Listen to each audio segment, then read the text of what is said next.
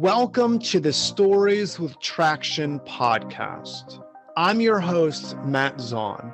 Thank you for joining us as we uncover how stories are one of the most important aspects of your business.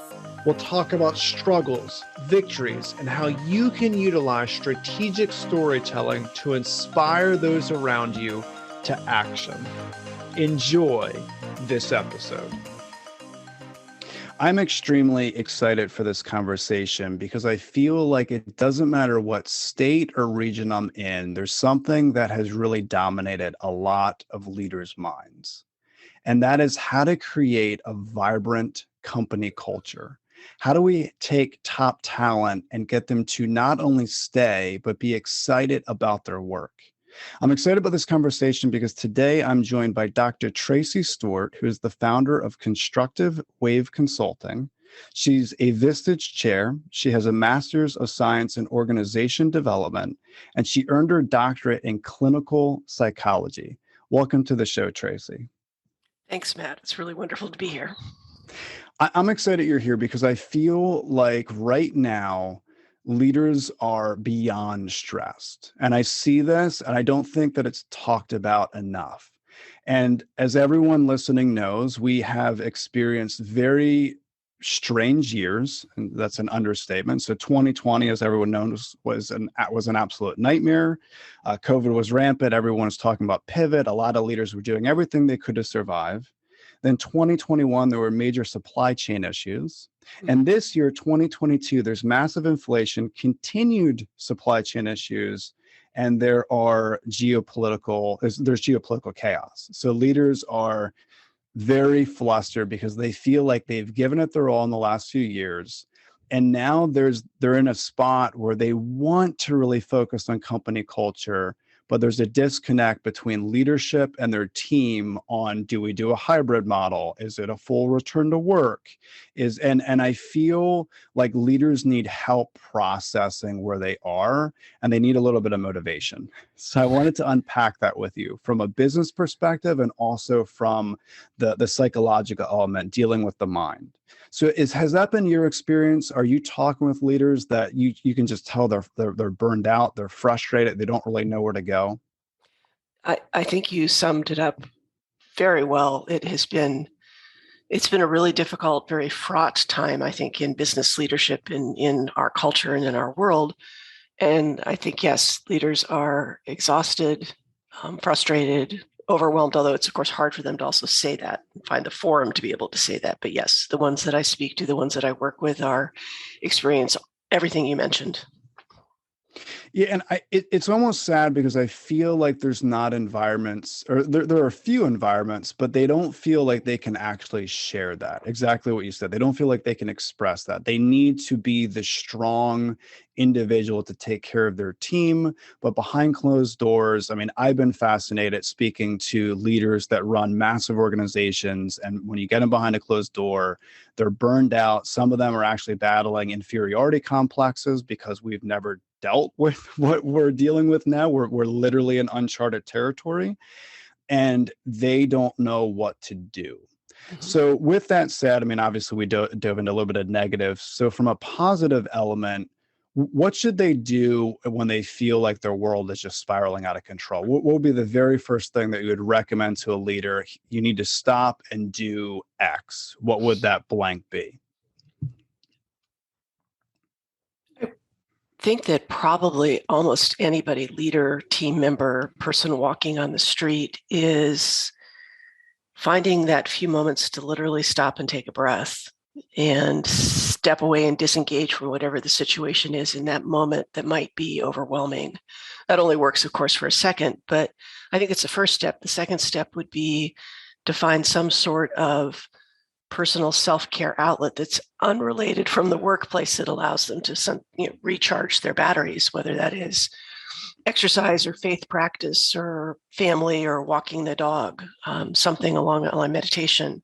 I think that the capacity to manage the stresses are mitigated by someone's ability to handle their mental and physical health well. So I appreciate you mentioning almost like a self-care element. And I want you to speak to that a little bit more and unpack that more, because especially with your background, dealing with individuals that Mhm. have been super stressed, I don't know if there's like an egotistical element where a lot of leaders don't feel that they can do that. They don't want to pour into themselves. They're working so hard on continuing to boost profits, to deal with shareholders, to create that vibrant company culture, like I was saying, that they don't do enough self-care. So is there anything that you can point to in all of your experience and work over the last few decades where you have worked with leaders that they don't do that and they get so burnt out and it does really affect their organization? Yeah, I have. And as you're talking, I'm really thinking that I've seen two very large clusters of leader types and organization types. And I don't want to delineate them too much, but I think companies and leaders that went into these last couple of years, the ones that you described, who had already established both a strong team around them and a strong culture, have ridden this a little bit better than the organizations that perhaps were able to skate by with less strong cultures and more centralized and tightly held leadership.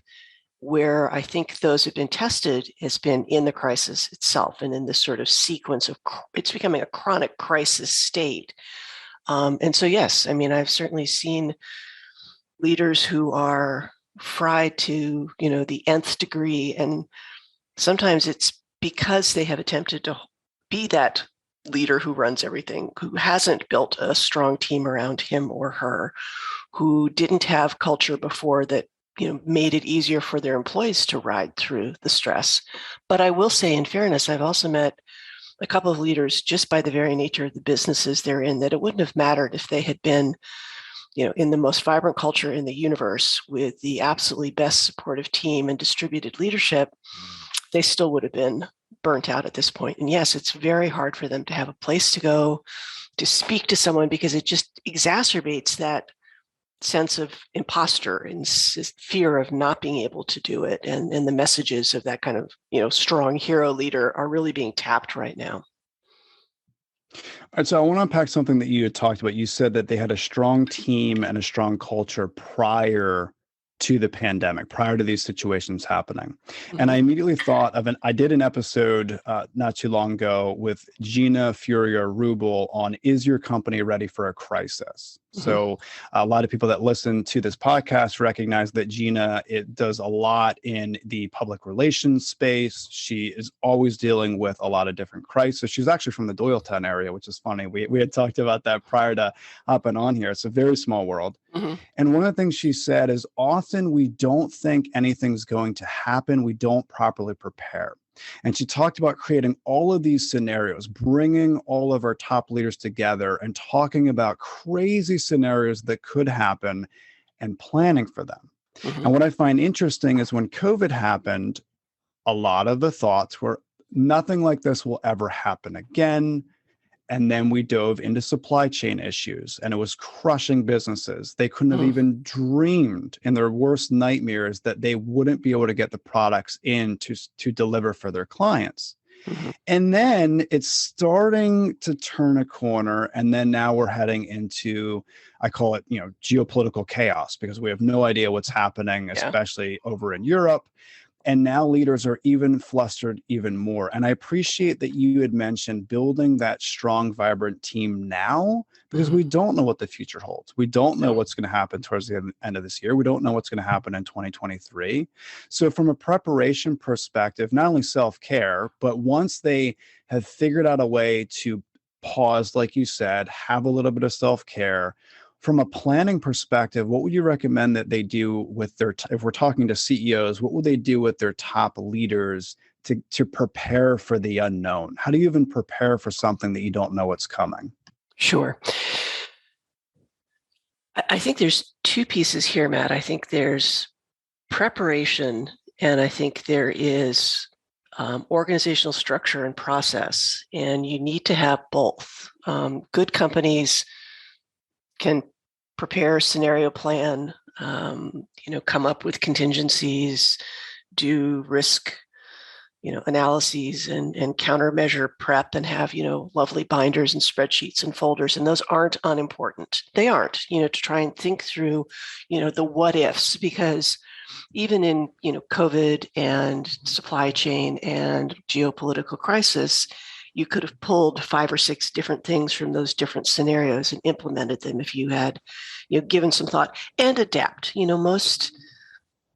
Most companies are here today because they've been adaptable, and most leaders succeed because they are adaptable. And so I think if you had, a sort of framework, net, scaffold, use your word that you want, that you could pick and choose, having done that planning is a piece of it, but it's only part of the puzzle. The other piece is that preparation that is perhaps less visible, more tacit, but I think is the piece that sometimes is missing. And that is ensuring that you have a culture where people feel they can speak up, where they can bring ideas, where the communication flow is top to bottom and bottom to top, with limitations, of course, but something that really allows for ideas to be brought forward, where there is a culture where there's no bad, stupid idea, just like there's no bad or stupid question, where you create a framework that values ideas are valued, and the individuals that bring those ideas are valued. And I don't mean to say that leaders who are feeling burnout now have done this. I do want to put that sort of caveat on it, but I do think that we, at least in the West and particularly in America, we reward the kind of lone wolf, hero leader, individual, person who is the face and front of the business. And that's a valuable thing for focused communication and public relations, perhaps, but it's not for leadership. And leaders who have empowered their teams over time, their senior leaders and those folks, senior leaders, tend to be more nimble because they don't have to do it all themselves. Now, I'm not saying it would prevent the burnout that people are feeling now. It won't. Everyone is just, like you said, fried to within an inch of their functioning. But I am seeing that leaders who have more comfort with delegation, more trust in their teams, more distribution of the tasks in front of them, tend to manage and pivot better, to be more flexible. So those are the components of a vibrant culture where people feel trusted, respected, heard, valued for their work, and are able to then step in and step up in those moments of crisis, or in the last 2 years, kind of that continued chronic crisis, and be more adaptable.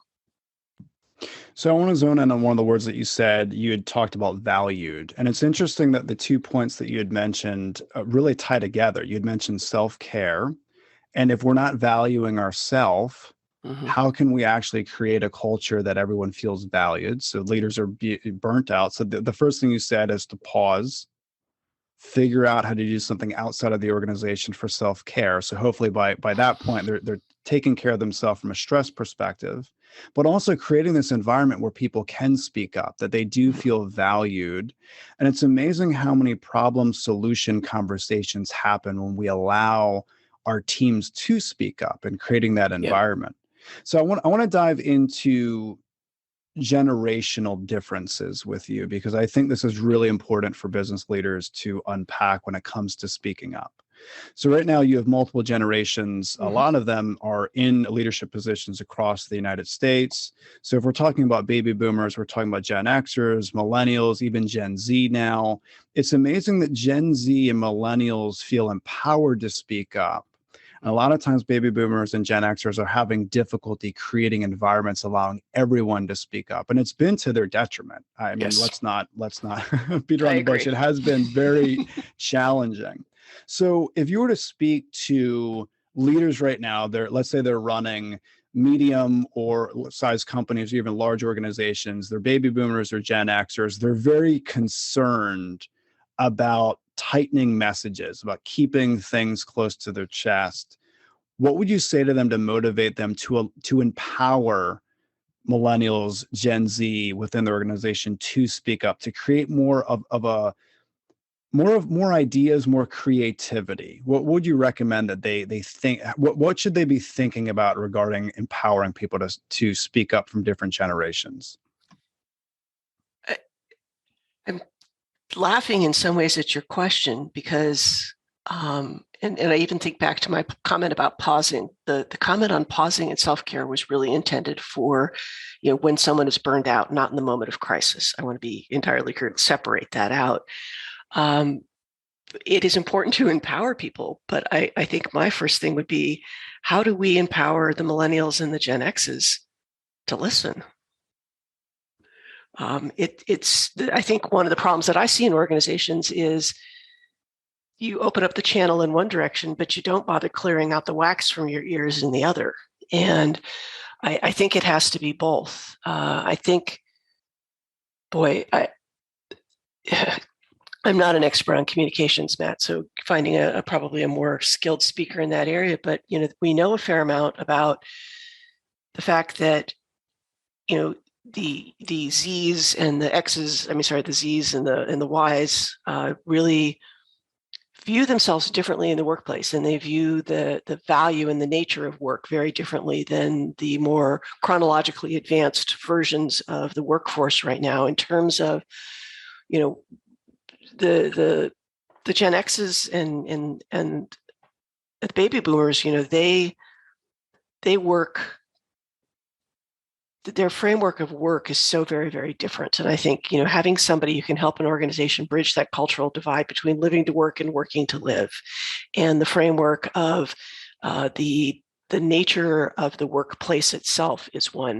And I think like everything else, historically, we've seen pendulums swing, totally open offices, back to cubicles, scooters in the office, espresso machines, all of those things have their space and place. But I think what I would suggest, because I'm afraid I'm getting off of your question, is really maybe doing an audit of how a company does its communication now. And if it is, biannual company meetings where the boss stands up on a stage and provides a very motivating talk, that's valuable, but it's probably not going to tap the nature of your younger workforce that really wants a different spot of input. Similarly, I think there's a bit of optimistic unrealism in terms of the expectations of the younger generations in the nature and timing of their capacity.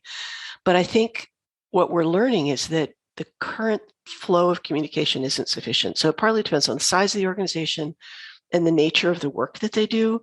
But you could do everything from creating a task force that covers workers across the age spectrum. And I would also recommend across the organizational hierarchy, because you need to hear from your frontline staff, your floor staff, your janitorial staff, as much as you need to hear from your C-suite. What do they need? What do they need to know? What's their preferred method of hearing it? And then, like any other good communication plan, I think we need to get better at multimodal types of communication. The old day of sending out a memo versus, tweeting. I'm not sure that everybody wants to tweet, but having something that is text ready, phone available, and accessible to the preferred method of communication. I'm struck by my kids, but this isn't probably the thing that you want at this point in time. But my experience with the 20-somethings and late teens is they want texts, but then they never answer them. So, you communicate in the method that you're requested to communicate in, and then you still don't get anything back. That's but awesome.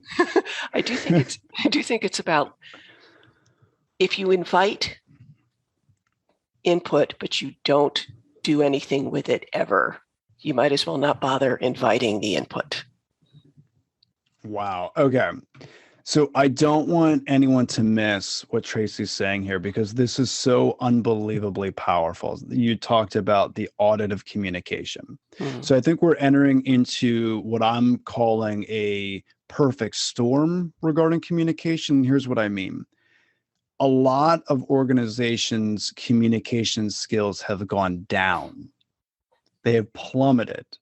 So we can throw this back on COVID and a lot of people working from home, virtual. Communicating virtually is radically different than communicating in person and actually connecting with people. So I'm seeing this across the board. And I'm also hearing business leaders scream right now because their sales reps aren't communicating like they were prior to the pandemic. And oh, by the way, now there's additional changes happening in the economy. A lot of people will point to the R word, recession. However, there's no textbook for what's happening right now. I mean, even the chairman of the Fed said there's no textbook for this right now and what we're facing. So I want to really challenge everyone listening to this to really heed this advice, to really audit your communication, figuring out, is it sticking? Is there true connection happening? I also really appreciate, and I wasn't expecting you to say this, I very much appreciate you doing this. You not only talked about creating a culture where people can feel empowered to speak up, but give them a reason to listen. And you had talked about that if people are giving different things to leadership, saying this is what's happening, it's really delivering on that, so they feel more empowered and they feel respected to listen. So I very much appreciate you mentioning that. Have you seen, just to kind of echo this point, have you seen breakdowns in communication happening in our culture right now due to virtual communication? And now we have a hybrid model, and like there's so much going on. Have you seen more and more breakdowns of communication within organizations? I have, and I was certainly observing it and hearing about it before COVID, and I don't know how much of it was, the intergenerational differences in the workforce, how much of it was the sort of speed of communication that was occurring, because it's, we've had fairly rapid changes in how we communicate prior to COVID, and I just have certainly seen it getting worse. And I think, if I could loop back on one thing, Matt, I think that, organizations, leaders can invite workers to speak, provide different avenues, provide different platforms. I think leadership written large across an organization also has to listen and demonstrate that they're listening and demonstrate that it's being heard. But there's a third part to this, and it will link back to your question, which is that we also have to help everybody understand that just because you raise an idea doesn't mean you're going to see it come to life. And how do you create a culture that acknowledges the ideas, demonstrates that you appreciate that they're brought forward, helps people understand that, in a company with 10 people or 100 people or 1,000 people, you're going to have a 10, 15, 20% of ideas that are really, really great, but you're not going to be able to act on all of them. Either, they're not actionable because they're not realistic at this time based on the, the capital availability in a company or the organizational structure and workforce capacity. I think there's an expectation, and it's not just, a Gen Z issue. I've seen it in, colleagues of my vintage, where people expect, if they're invited to say something, that their idea will be realized, and don't recognize the fact that they're surrounded by 15 other people bringing equally valid and very good options. But I think what gets exacerbated in the technology that we've been required to use, that has saved us in many ways, but has also hamstrung us, is we lose context. We lose the tone, the eye contact. It's very hard, as you know, when you've got 15, 20, 30 people and little Brady Bunch screens, on a Zoom call. People are talking all over each other. People, if I never hear you're muted again, I'll be very happy. We have difficulties with the flow of conversation. We have difficulties with the ebb and give and flow, give and take of conversation. And I think for people who are, in person-driven fields like sales that require that development of relationship, there is something that is in the way when you are mediated through a technology device.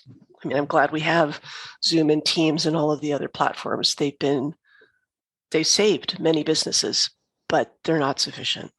Mm-hmm. So yes, I think it's getting worse. And it's also for the businesses that can't use technologically mediated conversations to do their business optimally. I think there's another place where it has also fallen down. And I think the third place where it's really ruptured communication is the staff and workforce who can't do their work from a distance, who can't do their work from home. And we have created a greater divide in a subsection of the workforce that has been forced to be at higher risk and not connected because they can't do their work from home. It's a really good point. I want to lean into the idea of creativity versus innovation, because you had talked about creating this culture where team members feel like they can share ideas, but also understand the expectation that they may not go anywhere. Mhm. And I immediately think of creativity, getting people in a room and really allowing their creative juices to surge and create all these amazing ideas. And often when we talk about innovation in the business world, we're talking about innovating for our clients, really Mhm. delivering for them, creating very incredible things. And I don't think enough attention is put on creativity when it comes to company culture. Mhm. And I find this fascinating. And while you were speaking, I was actually thinking of Bob Dylan, believe it or not, because I view Bob Dylan as a genius when it comes to being a lyricist. And if people actually took time to read his lyrics, I mean, it's on a whole other level. And I remember watching an interview with him a couple of years ago, and he had talked about the amount of songs that he's written. He doesn't even know how many. I mean, it's unbelievable. Most of them people will never hear. Mhm. And he talked about how you have to continue to write song after song after song, and only a few of them the public ears will be listening to. And it just made me think, Tracy, that often in business, we have to create this environment where we can feel comfortable sharing idea after idea after idea. And maybe only 5% of those ideas will actually go to market. Maybe only Mhm. 5% of those ideas will actually be heard by our clients. But it's being comfortable enough that we can create this environment where, yeah, maybe some quote unquote stupid things come out, but it's going to lead to this environment of creativity that could actually deliver more innovation to our clients. So I very much appreciate you mentioning Mhm. that. Thank you. Absolutely. So I want to dive just a little bit deeper because I really appreciate these 2 points that you had mentioned. You talked about pausing, focusing on self-care when a leader feels burnt and stressed out. We had talked about speaking up and listening and creating this environment where people feel comfortable diving into creativity. I want to talk about stuff that isn't talked about. I think it'll be very helpful to everyone listening. And that is when you get leaders together from different environments, that's when they find out that other leaders are struggling as well. Yes, And it's very much. so powerful. It's so powerful. So I want you to dive into the importance of mentorship and also hearing from peers. So in your experience in the last several years, can you point to a situation where like people were shocked that, hey, other people are going through this too? It's not just you. You don't need to be in isolation. So can you speak to that? Sure. I think I think you hit the nail on the head. I think that most leaders, kind of going back to your earlier question about leaders being very stressed and very frustrated and very overwhelmed and frightened, which is not a word you use, but I would add it in there. You think you're alone. You think you're the only person that feels that way. You think that, and it just kind of creates this vicious cycle because you can't believe that anybody else would be feeling this way. You don't know where to turn. You have to make the decisions. You have to be the decider at the end of the day. And yeah, I think that people are they're scared. And to hear that other people might be going through the same thing can be such a relief. And I think you can get those in a couple of different ways. I think that there are, conferences, industry organizations, places to hear from other leaders that are experiencing similar things. If you could hear somebody speaking to that, it can provide a sense of relief. It can provide a sense of direction. It can be a bit of a safety valve. But I think there's greater relief and resolution when you can sit down with other peers, and whether it's within your industry or across industries. You mentioned that I work with Vistage, that I'm a Vistage Chair, and Vistage and other models like that bring peers together, whether it's at the C-level or senior manager level.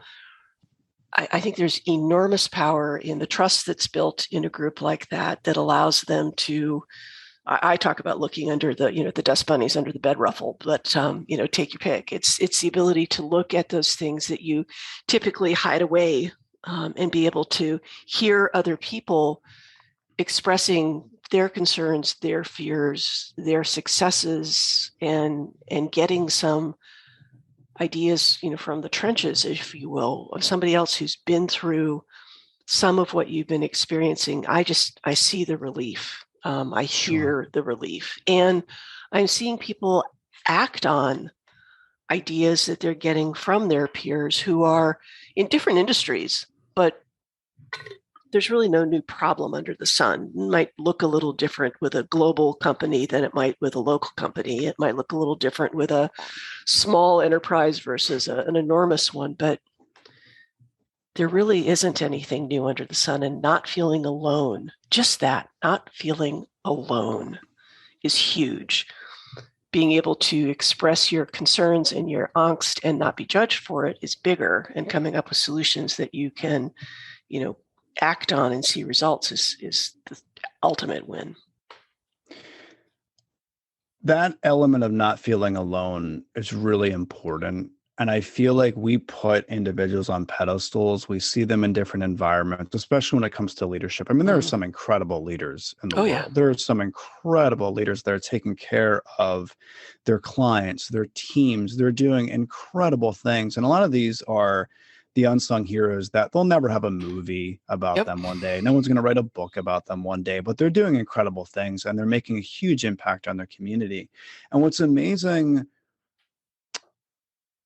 to me, what I've seen is it doesn't matter where I am and it doesn't matter who I'm speaking to. Everyone has some element of an inferiority complex. Mm-hmm. And I like to talk about that a lot because there are individuals that I've seen where in my mind, I just put them on a pedestal where I just think that they are amazing human beings doing incredible things. And it's amazing when you get them behind closed doors and you actually hear about things that they're dealing with.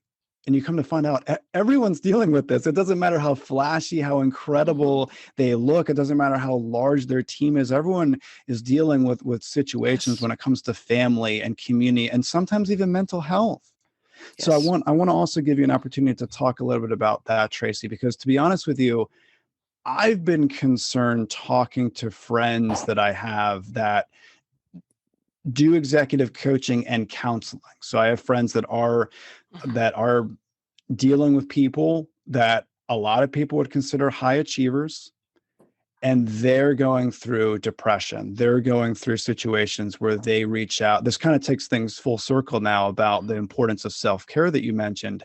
They're reaching out to vices to try to numb their mind. I mean, I've recently spoken with individuals that are telling me that the amount of alcohol consumed by business leaders in the last couple of years is off the charts, right? Because people are doing everything they can to numb their mind, to numb that stress. So can you talk about that? Because I think it'll be very helpful. And obviously, don't name any names, but have you seen recently that there are individuals that others may put on a pedestal, but inside they're hurting and maybe they're doing destructive behavior? I mean, can you tell us that is happening across the board? Yes.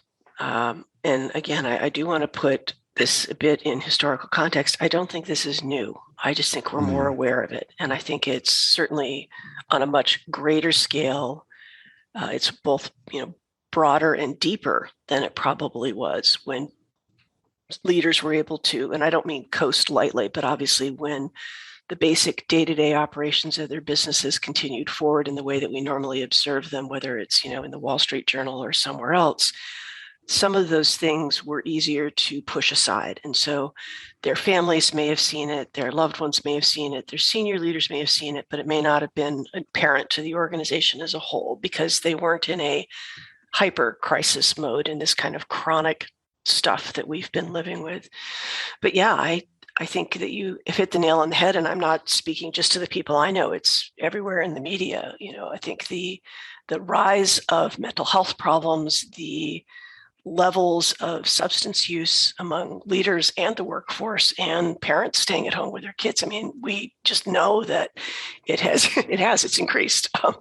And I do think that you mentioned something really important. I mean, we do put leaders up on pedestals, and some of them seek that. That's a part of what makes them feel good about their work. Others are very humble. I think that I've been, again, with the people that I've been working with more recently in the last couple of years, both in the peer group that I work with and outside of it, other leaders that I contact, they're working enormously hard, and so are their workforces.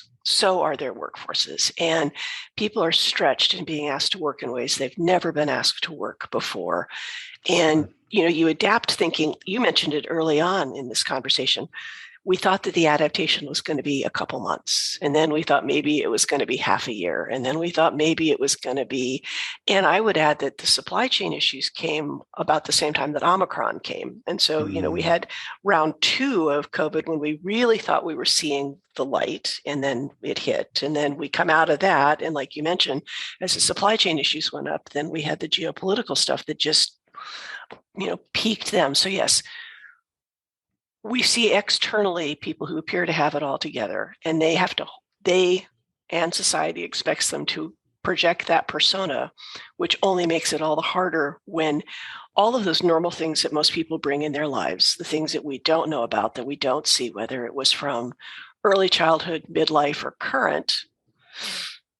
Yeah, so people are turning to maladaptive coping techniques to try and get through because those companies need them. And when I see people right now, they're really committed to their employees. They're really committed to their customers. They're really committed to their communities.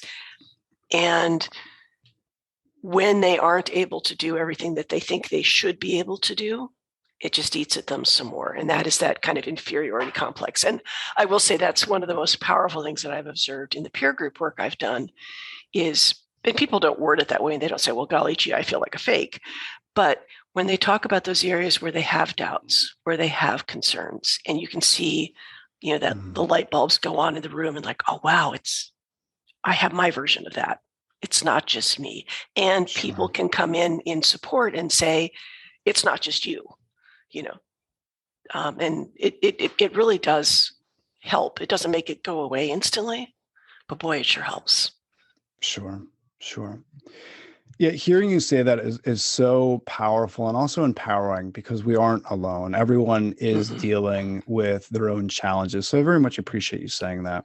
So before we wrap up our time together, Tracy, I just want to recap because I feel like what you offer is extremely valuable to leaders, and I don't want them to overlook it. So just to recap, you had talked about pausing.